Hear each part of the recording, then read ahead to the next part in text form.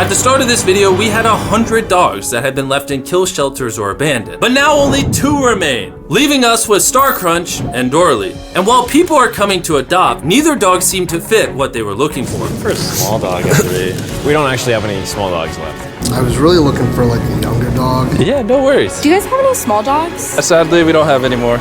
We were starting to worry that we wouldn't find these 2 a home, and there was nothing left to do but wait. Starcrunch and Doralee.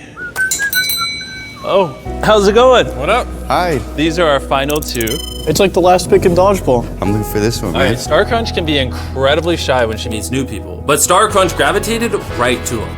We'll call you Crunch. win him over Crunch.